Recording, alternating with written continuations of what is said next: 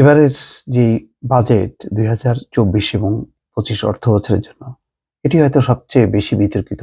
কারণ দেখছি যে সকল রাজনৈতিক দল, এমনকি গৃহপালিত বিরোধী দল, জাতীয় পার্টি পর্যন্ত এই বাজেটের প্রতিবাদ করেছে এবং বলেছে যে এটা একেবারেই গরিব মানুষকে শেষ করবে এবং ধনী মানুষকে আরো উৎসাহিত করবে। ধনীরা যারা টাকা পাচার করেছে বা কালো টাকা সাদা করবে তাদেরকে 15% ট্যাক্স দেবে, আর যারা বৈধ আহ, যাদের টাকা তারা হলো 30% ট্যাক্স দেবে। এই ধরনের নানান রকম বিশ্লেষণ উঠে আসছে। তার মধ্যে টিআইবি সবচেয়ে দুর্নীতি এবং টাকা পাচারের বিরুদ্ধে ধারাবাহিকভাবে কাজ করে যাচ্ছে। তারা একটি বক্তব্য দিয়েছে, সেখানে বলা হচ্ছে দুর্নীতিকে উৎসাহিত করবে কালো টাকা সাদা করার সুযোগ। টিআইবি কি বলছে?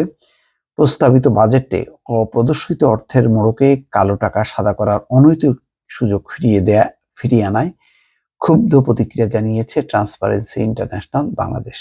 25 অর্থ বছরের জন্য প্রস্তাবিত বাজেট নিয়ে বৃহস্পতিবার রাতে এক বিবৃতিতে টিআইবি কালো টাকা সাদা করার ঢালাও সুযোগ বাতিল করতে সরকারের প্রতি জোর দাবি জানিয়েছে। টিআইবির নির্বাহী পরিচালক ইফতেখারুজ্জামান বলেন, কালো টাকা সাদা করার এমন সুযোগ দেওয়ার নিশ্চয়তা দেওয়ার মাধ্যমে দুর্নীতি এবং অবৈধ সম্পদ অর্জন করতে যেন সরকারিভাবে উৎসাহিত করা হচ্ছে।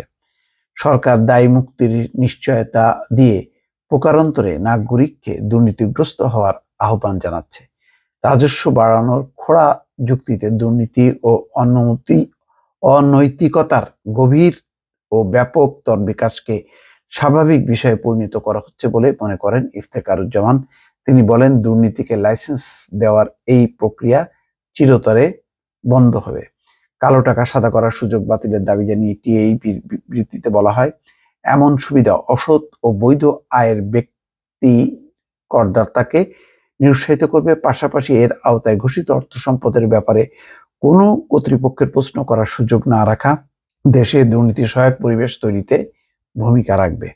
কালো টাকার মালিকদের সম্পদের উৎস অনুসন্ধানের মাধ্যমে কার্যকর জবাবদিহিমূলক পদক্ষেপ নেওয়ার আহ্বান জানিয়েছে টিআইবি।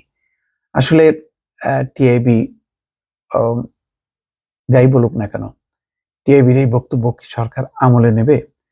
সরকারের এখন যেই লক্ষ্যটা মনে হচ্ছে যে মূলত যারা কালো টাকার মালিক, বিপুল অর্থ সম্পদ ব্যাংক লুটের মাধ্যমে, শেয়ার বাজার হোক অথবা ঘুষ দুর্নীতির মাধ্যমে হোক না কেন, যারা যে সম্পদ অর্জন করেছে সেই সম্পদটাকে তারা একটা বৈধতা দিচ্ছে এই প্রক্রিয়ার মধ্য দিয়ে। তো এতে মানুষ কেন সৎ থাকবে? সে যদি মনে করে যে দুর্নীতি করে কালো টাকা যদি সাদা করা যায়, এবং এরকম ঢালাও সুযোগ সম্ভবত এর আগে এইভাবে আর কখনো দেয়া হয়নি, তো তাই যদি থাকে তাহলে মানুষ কেন মানে সৎ পথে চলতে চাইবে? সবাই দুর্নীতি করবে। এবং তার তো বড় উদাহরণ বেনজির আহমেদ, জেনারেল আজিজ তারা তৈরি করেছেন, যে প্রতিষ্ঠানের প্রধান হয়ে তারা যেভাবে লুটপাট করেছে, সম্পদ অর্জন করেছে, বাকিরা সেটাই অনুসরণ করবে এবং শেষ পর্যন্ত কি হবে? এই কালো টাকা সাদা করারও একটা সুযোগ থাকবে। তো এতে অন্তত আর যাই হোক না কেন, দুর্নীতি মুক্ত, দুর্নীতির বিরুদ্ধে জিরো টলারেন্স, এই কথাগুলো আর মানানসই হবে না। দর্শক ভালো থাকবেন। আল্লাহ হাফেজ।